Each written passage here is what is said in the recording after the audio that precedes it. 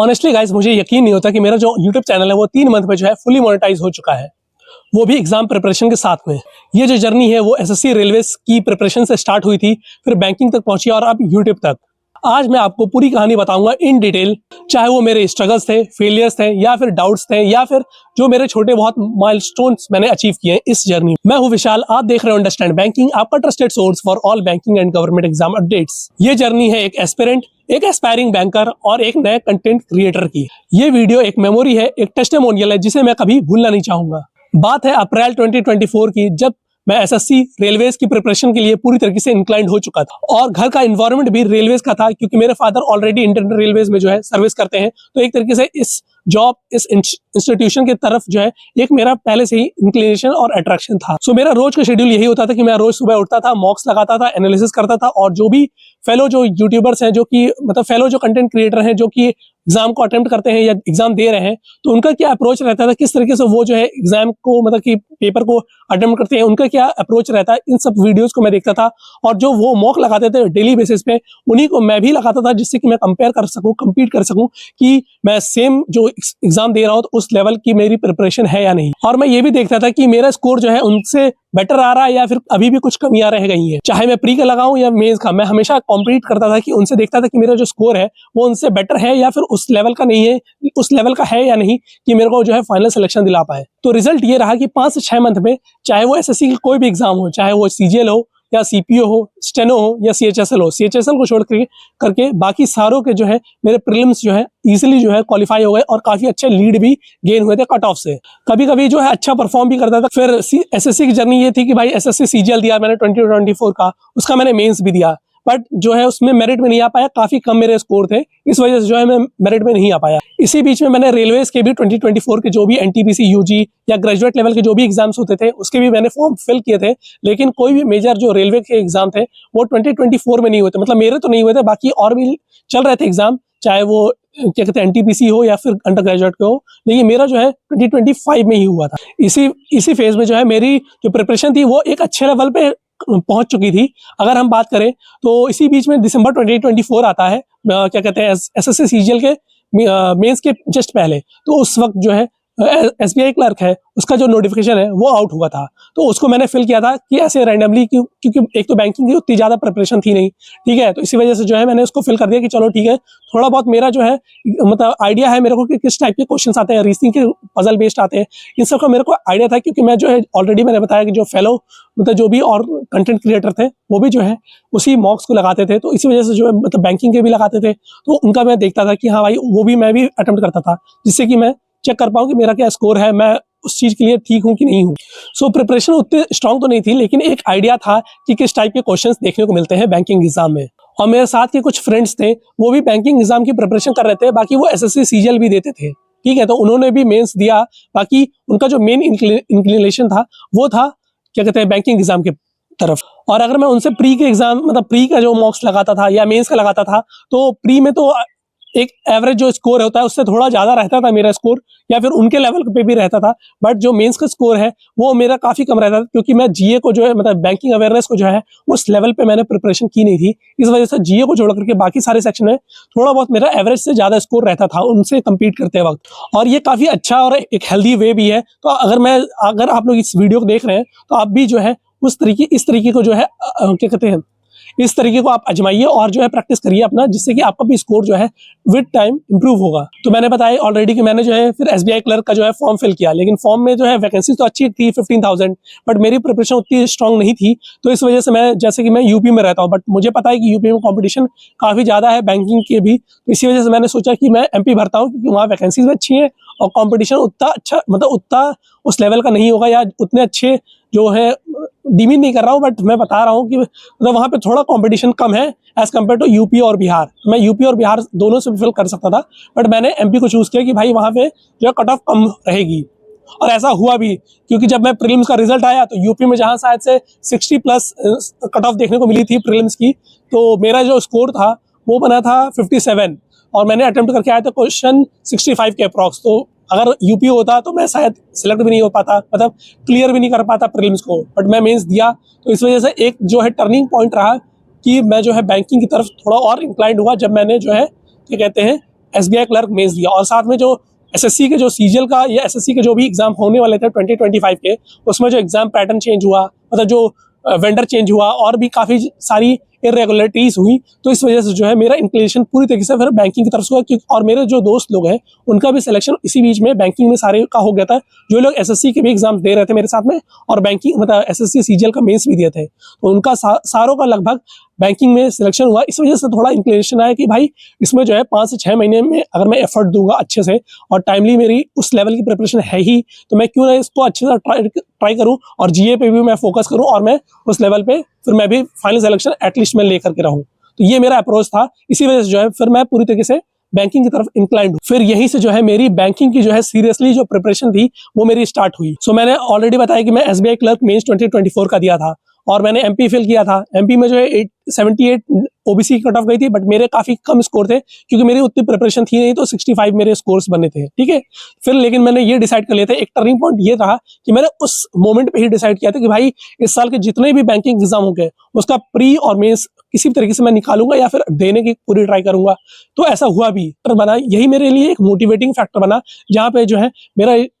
ये गोल रह गया कि भाई मैं जो है इस साल किसी भी तरीके से मैं एक जॉब लूँ किसी भी हाल में, और जितने भी बैंकिंग एग्जाम हो सारे के जो प्रीलिम्स हो या फिर मेंस हो, मैं किसी भी एंड से इस ईयर जो है वो फाइनल सिलेक्शन हो। तो इसीलिए मैं जो है पूरी तरीके से जो है डेडिकेटेड रहा कि भाई बैंकिंग तो इस बार करनी है, अच्छे से तगड़े से निकालना है, जो भी प्रीलिम्स दूंगा मैं। बाकी अब मैं बात करूँ फेलियर्स की, तो इसी बीच में फेलियर्स भी आए। मैंने एसबीआई पीओ जो पहला एग्जाम था इस ईयर के बैंकिंग साइकिल का, तो उसमें जो है उतना अच्छा परफॉर्म नहीं कर पाया। उसमें मेरे शायद से 57 या 58 मैंने स्कोर कार्ड ऑलरेडी मैंने अपलोड कर रखा है, तो उसमें मेरे 57 या 58 मार्क्स मेरे बने थे और कट ऑफ गई थी समथिंग 65, क्योंकि वैकेंसीज काफी कम थी। तो वो मुझे पता था कि भाई उसमें तो होगा भी नहीं, क्योंकि मैंने ऑलरेडी जो है शायद 64 क्वेश्चन ही अटेम्प्ट किए थे, तो कट ऑफ तो ये तो पता था कि 63-65 के प्लस ही जाएगी कट ऑफ। तो इसलिए वजह से मेरे को पता था कि भाई एसबीआई पीओ नहीं होगा, एलआईसी डबल एओ नहीं होगा और एनआईएसीएल एओ नहीं होगा। इन तीनों में जो है वैकेंसीज काफी कम थी और इसमें चांसेस भी मेरे को नहीं लग रहे थे कि मेरी उस लेवल की प्रिपरेशन थी, क्योंकि स्टार्टिंग के एग्जाम्स थे मेरे, इस वजह से मेरे हो नहीं पाया था। बाकी उसके अलावा चाहे वो ओआईसीएल हो या एसबीआई क्लर्क हो या फिर आईबीपीएस क्लर्क हो या फिर आईबीपीएस पीओ हो, इन सारों के मेरे जो है क्या कहते हैं, इन सारों के जो प्रीलिम्स मेरे निकले थे। और उसी के साथ साथ मैं रेलवेज के भी इस साल के एग्जाम्स होने वाले थे, चाहे वो अंडर ग्रेजुएट या फिर ग्रेजुएट लेवल के, तो सारों के मेरे जो है प्रीलिम्स निकले। और उसके बाद मैंने सीबीटी 2 भी दिया रेलवेज का। बाकी अभी क्या कहते हैं आईबी के भी एग्जाम्स दिए थे, उसका जो है प्रीलिम्स नहीं हो पाया था मेरे से। तो ये सारे जो है थोड़े बहुत फेलियर्स भी मेरे को इस ईयर देखने को मिले थे। और अभी 2025 के जितने भी मेंस थे वो मैंने दिए ही हैं, चाहे वो ओएसीएल मेंस हो, आईबीपीएस क्लर्क हो, एसबीआई क्लर्क मेंस हो या फिर आईबीपीएस पीओ हो, और भी एक आध दो मेंस होंगे। और अभी डीएफसीसीआईएल के भी एक एग्जाम दिया था जिसमें कि मेरा मेंस है 13 दिसंबर को। और इसी के साथ मेरा आईबीपीएस पीओ जो है वो ऑलरेडी क्लियर हो चुका है, जो कि आप स्कोर कार्ड जो है, मतलब स्कोर कार्ड तो नहीं, मतलब फाइनल जो है रिजल्ट जो है मेंस का, वो आप देख सकते हैं कि मेंस का मेरा जो है रिजल्ट मैंने ऑलरेडी अपलोड कर रखा है, तो वो भी आप एक बार देख लीजिएगा, जिसमें कि मैंने जो है दिखाया है कि मेरा जो है आईबीपीएस पीओ का मेंस एग्जाम जो है क्लियर हो चुका है। अब जो है इंटरव्यू के लिए प्रिपरेशन मेरी जारी है, तो वो इसके रिगार्डिंग भी मैं जल्द ही वीडियो लेकर के आऊंगा। ठीक है, और इसी जर्नी में मेरे को 3 चीजें सीखने को मिली बैंकिंग प्रिपरेशन में, कि अगर हम कंसिस्टेंट रहते हैं, पेशेंस रखते हैं और हार्डवर्क करते हैं, तो हम जो है किसी भी माइलस्टोन को हम जो है अचीव कर सकते हैं। ये मेरा जो है गोल रह गया कि भाई जो है कंसिस्टेंट रहना है, चाहे वो मैं किसी भी चीज में फील्ड मतलब ट्राई करूं, चाहे मैं वीडियोस अपलोड कर रहा हूं जैसे, तो रेगुलरली मैं क्या कहते हैं रेगुलर जो है वीडियोस जो अपलोड कर रहा हूं उसमें मैं कंसिस्टेंट रहूं, या जो मैं मॉक्स लगा रहा हूं उसके स्कोर में और इम्प्रूव और कंसिस्टेंट रहूं, और जो भी मैं प्रिपरेशन कर रहा हूं उसमें भी मैं एक तरीके से कंसिस्टेंसी मेंटेन करूं थ्रू आउट दिस साइकिल। और जैसे कि आपको पता ही है कि मैंने ऑलरेडी जो है काफी 300 प्लस वीडियोस भी बना रखी हैं, तो इसमें भी पेशेंस लेवल चेक हुआ एक तरीके से कि भाई जो प्रिपरेशन के साथ साथ जो भी मैं कर रहा हूं उसमें जो है पेशेंस मुझे रखना पड़ेगा, ट्रस्ट करना पड़ेगा प्रोसेस में, तभी जाकर के इन द एंड जो भी मैं गोल अचीव करना चाहता हूँ, और एक होपफुल और एक पॉजिटिव माइंड हमेशा रखना पड़ेगा। काफी लोग जो है डिमोटिवेट हो जाते हैं, उनका रिजल्ट चाहे वो प्री का नहीं आउट हुआ, मतलब क्लियर नहीं हुआ, या फिर मेंस का नहीं हुआ, तो काफी लोग जो है डिमोटिवेट हो जाते हैं किसी भी तरीके से। अब क्वेश्चन आता है कि भाई व्हाई आई स्टार्टेड यूट्यूब। ठीक है, एग्जाम प्रिपरेशन के साथ में डेली जो है यूट्यूब पे वीडियोस देखता था, चाहे वो किसी भी कंटेंट क्रिएटर की हो या फिर जो भी मॉक्स दे रहे हैं उनसे। सो मैंने देखा कि जो भी बैंकिंग फील्ड में जो भी कंटेंट क्रिएटर हैं वो 2 ही टाइप के हैं। एक तो जो है कि काफी जेन्युइन है, काफी ऑर्गेनिक है और काफी जो है मतलब ओपनली जो है हर चीज अपनी शेयर करते हैं, या फिर जो भी चीजें डिटेल वो बताते हैं इन जेन्युइन वो अच्छी तरीके से बताते हैं। बट दूसरे टाइप के जो मेजोरिटी ऑफ द जो कंटेंट क्रिएटर हैं या फिर जो भी बताते हैं वो जो है फेक बताते हैं, फेक स्कोर दिखाते हैं, फिर फेक स्कोर कार्ड दिखाते हैं, या फेक एनालिसिस या फेक कट ऑफ वीडियोस तक भी डालते हैं, भले ही उन्होंने जो है एग्जाम दिया हो या फिर ना दिया हो, या फिर उनका क्लियर हुआ हो या फिर ना हुआ हो। तो ये सब जो है, ये सब मैं देखता था, तो मेरे को लगता था भाई क्या क्या इन लोगों का मतलब किस माइंडसेट से इन लोग जो है ऐसी वीडियोस बना रहे हैं, और जो भी लोग जो भी कैंडिडेट्स देख रहे हैं उनके लिए क्या मैसेज जा रहा है कि भाई वो जो है काफी डिमोटिवेट हो जा रहे हैं, कट ऑफ जो है मतलब काफी ऊपर हाई रखते हैं। भाई हर चीज का कट ऑफ जो है हाई नहीं रहता, कुछ कुछ एग्जाम्स के लो भी देखने को मिलते हैं as per their vacancies, location, state और कैटेगरी वाइज हर चीज डिपेंड करती है। केवल हम ओवरऑल बता दें कि भाई 50 जहां जा रही है वहां हम बता दें 70 जाएगी, तो भाई जो भी मतलब प्रिपरेशन भी कर रहा है तो उसको भी डिमोटिवेटिंग फील होता है कि भाई मेरा लगता है मैं इस एग्जाम के लिए बना नहीं हूँ। जबकि अगर वो कंसिस्टेंट रहेगा, भले ही इस वाले एग्जाम साइकिल में वो उसका नहीं होगा, लेकिन अगले एग्जाम साइकिल में अगर वो उसी कंटिन्यूटी के साथ जो है एग्जाम प्रिपरेशन में रहेगा तो उसका ओवरऑल जो है किसी भी एग्जाम में फाइनल सिलेक्शन जरूर होगा। और जैसे मैं भी एग्जाम देता था, सारे एग्जाम देता था, तो लोग जो है मतलब मेरे जो फ्रेंड्स हैं वो भी मेरे से पूछते थे भाई एग्जाम कैसा रहा, क्या क्या क्वेश्चंस देखने को मिले, क्या पैटर्न था क्वेश्चन का, क्या कट ऑफ जा सकती है, कैटेगरी वाइज या स्टेट वाइज, अलग अलग तरीके से मेरे को क्वेश्चंस जो है वो पूछे जाते थे। तो मैंने सोचा कि भाई जब ऐसे क्वेश्चन मैं सब मतलब अपने फ्रेंड्स को तो बता ही रहा हूँ, तो इसी तरीके से मैं लार्जर जो ऑडियंस है उनको भी मैं एक तरीके से कैटर करूँ, जिससे कि जो है उनको भी पता चले कि भाई एक्चुअल में जो है क्या एग्जाम अप्रोच है, क्या एग्जाम पैटर्न थे, और किस तरीके से जो है हम उस चीज को टैकल कर सकते हैं, और क्या हमारा गोल होना चाहिए कि हम इतना भी अगर हम स्कोर करते हैं, अगर हम एवरेज स्टूडेंट या एवरेज कैंडिडेट भी रहते हैं तो भी हमारा जो है हम जो है उस रेस में है, उस रेस में हम कॉम्पीट कर सकते हैं और सिलेक्शन भी ले सकते हैं। और काफी लोग तो ये भी पूछते थे भाई डिफिकल्टी कैसी है, सिलेक्शन के चांसेस हैं या नहीं है, प्री निकलेगा या नहीं निकलेगा, या मेंस निकलेगा या नहीं, इतना स्कोर किया है मैंने। तो मैं भी अपना बता दूं कि भाई मैंने जो है इतना मतलब स्कोर करके आया हूँ, बाकी एक्यूरेसी इतनी है, तो इस हिसाब से मेरा जो है ये लग रहा है कि हाँ ये वाला प्री तो मेरा क्लियर होगा। और कई बार तो एग्जाम देने के बाद ही पता चल जाता है किसी भी इंसान को कि उसका प्री होगा या नहीं होगा। बाकी हाँ वो काफी लोग पूछते हैं थर्ड पर्सन से कि भाई एक वैलिडेशन चाहिए होता है, तो उसी वैलिडेशन को भी मतलब एक तरीके से पॉजिटिव वे में मैं प्रेजेंट करूँ, ये मेरा गोल रहता है। तो तभी जो है मेरे को ये लगा कि कोई तो होना चाहिए जो कि एग्जाम ओरिएंटेड, ऑथेंटिक और लॉजिकल जो है कंटेंट को दे। और फिर 2 सितंबर 2025 को इस चैनल पे मैंने फर्स्ट वीडियो जो है अपलोड की।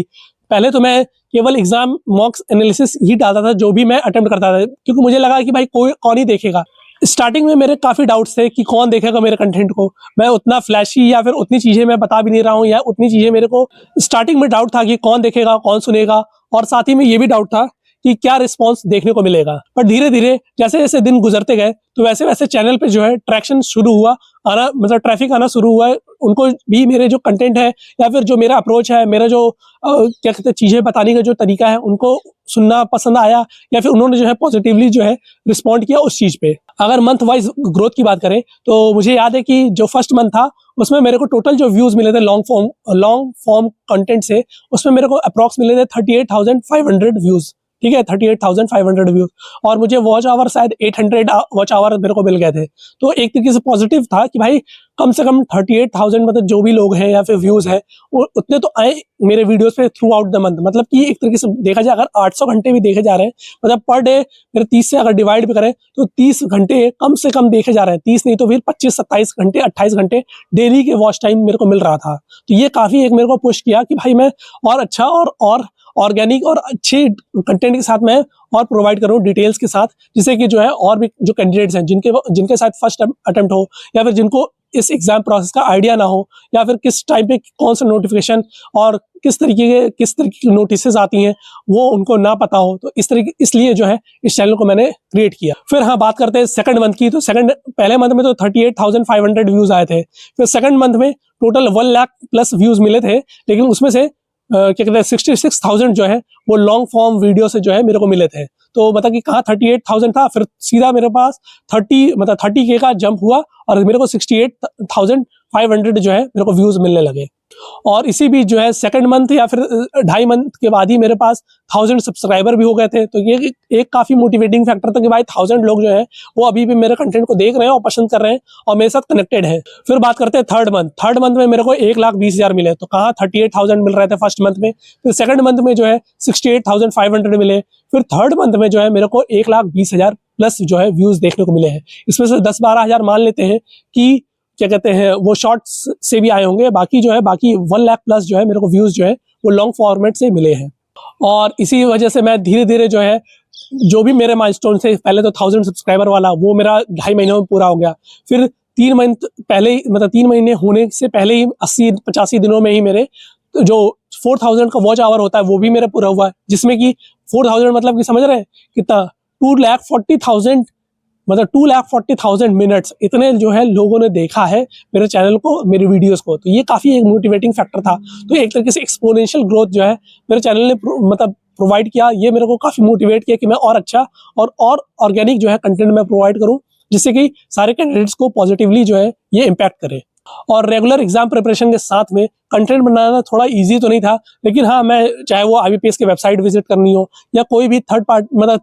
पार्टी सोर्सेज से मेरे पास जो इन्फॉर्मेशन आ रही है उसको वैलिडेट करना हो, फिर चेक करना हो, फिर उसके बाद वीडियोस अपलोड करनी हो, रिकॉर्ड करनी हो, थंबनेल बनाना हो, हर चीज़ जो है मैं सीखता गया धीरे धीरे विद टाइम। पहले मेरे थंबनेल्स काफ़ी फ्लैशी नहीं होते थे, बट विद टाइम मैंने जो है इम्प्रूव किया किस तरीके से जो है मेरे को थंबनेल जनरेट करनी है या फिर बनाना है, या कुछ समय में मैंने जो है वीडियोस भी किस तरीके से रिकॉर्ड करना है, किस तरीके से प्रेजेंट करना है, किस तरीके से वॉइस जो है इंप्रूव करनी है, या किस तरीके से बोलने का तरीका जो है उसको इंप्रूव करना है। तो काफ़ी चीज़ें जो है इस 3 महीनों के अंदर अंदर में मैंने सीखा है। और बाकी घर पे भी सुनना पड़ता था कि भाई पढ़ाई कर लो, वीडियो क्या बना रहे हो, ये मतलब काफ़ी सुनने को मिला। पापा भी कहते थे भाई, तो इसलिए थोड़ा बहुत तो सुनने को मिला था। बाकी मैं धीरे धीरे फिर मैं उस चीज़ को साइडलाइन करके अपना जो मतलब जो मेरे को लगता था कि भाई मैं अगर मैं राइट हूँ अपने स्टैंड पे कि मैं अच्छा बेटर कर सकता हूँ, एक तो मैं एग्जाम भी क्लियर करूंगा और साथ में मेरे को ये मोटिवेशन है कि मैं जो है क्या कहते हैं कंटेंट भी अच्छा प्रोवाइड कर सकता हूँ विद टाइम। तो इसीलिए मैं जो है इसी तरीके से जो है मेंटेन करता था अपना शेड्यूल कि जो है टाइमली जो है मैं अपडेट भी दूं और उसके साथ ही फिर मैं पढ़ता रहूं। लेकिन हाँ कुछ कुछ बीच में मेरे को कोई डिस्ट्रैक्शन भी होता था कि मैं जब वीडियो अपलोड कर देता हूँ तो थोड़ा बहुत मैं देखता हूँ कि कितने व्यूज़ आए। पहले स्टार्टिंग में ज़्यादा देखता था कि कितने व्यूज़ आए, लेकिन अब धीरे धीरे जो है वो चीज़ों को मैं साइडलाइन करके जो मैं कंटेंट क्रिएट करता हूँ, उसके बाद फिर मैं अपने पढ़ाई या जो भी कंटेंट या जो भी चीज़ें मैं देख रहा हूँ उस पर मैं फोकस कर देता हूँ प्रैक्टिस करने पे। बाकी जो लोग कहते हैं कि भाई एवरीवन नीड्स अ हॉबी, तो एक तरीके से मैंने इसको ही हॉबी बना लिया कि भाई जब भी मैं अपना फ्री टाइम होगा या लीजर टाइम होगा उसमें मैं जो है हर एक वीडियोस को मतलब हर दिन मैं एक वीडियो तो एटलीस्ट मैं पोस्ट करूंगा और देखूंगा कि क्या जो है रिस्पॉन्स मिलता है। और प्रिपरेशन के बाद जो भी मेरा स्पेयर टाइम रहता था तो मैं उसमें वीडियो क्रिएट करता था। और इसी के साथ मैं जानता भी था कि मैं जो है कोई ऑथेंटिक वैल्यू जो है ऐड कर रहा हूँ अपने प्रिपरेशन में और साथ में दूसरों के प्रिपरेशन में। और फाइनली 28 नवंबर 2025 मतलब ठीक 85 डेज 87 डेज बाद जो है मेरा जो है यूट्यूब की तरफ से मेल आता है और अर्न सेक्शन जो है उसमें भी दिखाता है कि भाई 4000 वॉच आवर पूरे हो गए हैं, एक बार जो है आप जो है इसको मोनेटाइज कर लो। तो उसमें जो है मैंने क्लिक किया और तुरंत जो है मेरा विद इन फ्यू आवर्स मेरा जो है मोनेटाइजेशन हो गया। और ऑलरेडी मैंने हाफ मोनेटाइजेशन कर लिया था 3000 होने पे और 5500 प्लस सब्सक्राइबर होने पे। तो इसलिए ज़्यादा टाइम मेरे को नहीं लगा, 2-3 घंटे में मेरे को फुली मोनेटाइजेशन का जो है मेल आ चुका था। और जो मेल देख करके जो फीलिंग आई थी भाई वो केवल एक कंटेंट क्रिएटर ही समझ सकता है कि भाई वो कितना मोटिवेटिंग फैक्टर होता है कि भाई फाइनली जो मैं चीज़ें कंटेंट क्रिएट कर रहा हूँ उसकी कुछ तो वैल्यू है और कुछ वैल्यू मेरे को इन रिस्पॉन्स मिलेगा। और मैं ये वीडियो इसीलिए बना रहा हूँ क्योंकि आई वांट कि ये जो मेमोरी है वो मेरे साथ हमेशा एग्जिस्ट करे और इसी तरीके से जो है आपको भी मोटिवेट करे कि आप भी जो भी चीज़ें करना चाहो वो आप पॉजिटिवली और मतलब कि अच्छे तरीके से जो है आप प्रेजेंट करो और अच्छी तरीके से उस चीज़ को मतलब डिलीवर भी करो। और कल जब मैं अपना गोल जो है जो भी मेरा गोल है कि चाहे वो SSC का जॉब क्लियर करूं या फिर बैंकर बनूं, मतलब जो भी मैं गोल को अचीव करूंगा तो मेरा ये रहेगा कि मैं जब इस वीडियो को देखूंगा तो मैं जो भी मेरे हार्डशिप्स हैं या जो भी मेरे स्ट्रगल्स हैं उसको मैं रिलीव कर पाऊं और फिर मैं ये सोचूं कि भाई I lived this journey with my full heart. So अगर आपको जो है मेरी जर्नी किसी भी तरीके से आपको रिलेट की हो तो आप जो है लाइक या थम्स अप कीजिएगा, हाइप करिएगा इस वीडियो को, जिससे कि जो है मेरे को भी मोटिवेशन मिले और मैं भी जो है और अच्छे तरीके से मतलब कि कंटेंट भी प्रोवाइड करूं और साथ ही साथ आपको और अच्छी वैल्यूज भी देने की कोशिश करूं। अगर आप जो है मेरी इस जर्नी से रिलेट कर पाओ, चाहे वो क्या कहते हैं एग्जाम प्रिपरेशन हो या फिर कंटेंट क्रिएशन हो या फिर क्या कहते हैं आप जो है प्रिपरेशन कर रहे हो, किसी भी तरीके से आप जो है इस जर्नी को रिलेट कर पाओ तो डेफिनेटली जो है आप कमेंट सेक्शन ओपन है, आप कमेंट करिएगा, वीडियो को लाइक एंड शेयर करिएगा, जिससे कि और भी लोग जो है मोटिवेट हो जिससे कि उनको भी मोटिवेशन मिले कि जो भी वो करें तो वो पॉजिटिव माइंड के साथ करें और जिससे कि जो है उनको पॉजिटिव नोट पर ही वो उस जर्नी को एंड करें। तो ये मेरा एक गोल है कि मैं जो भी चीज़ें करूँ with positive mind and with positive note. बाकी कमेंट सेक्शन ओपन है, उसमें आप बताइएगा कि आपके क्या थॉट्स हैं मेरे इस जर्नी पे और आपका क्या राय है कि आप रिलेट कर पा रहे हैं या फिर नहीं, मोटिवेटिंग है या नहीं। और बाकी अगर आप चाहेंगे तो मैं नेक्स्ट पार्ट जरूर लाऊंगा, जिसमें कि मैं मंथ वाइज या इन डिटेल अपना यूट्यूब एनालिटिक्स मैं शेयर करूं और ये भी बताऊं कि फर्स्ट डे, सेकंड डे और थर्ड डे मेरी अर्निंग कितनी हुई यूट्यूब से। तो ये भी आप बताइएगा, जिससे कि आपको भी मोटिवेशन मिले और आप भी जो है किसी भी तरीके से आप जो है अपने प्रिपरेशन और अपनी जर्नी में एक वैल्यू ऐड कर पाए। मिलते हैं नेक्स्ट वीडियो में नेक्स्ट अपडेट के साथ। Till then, signing off, understand banking. Thank you and have a nice day.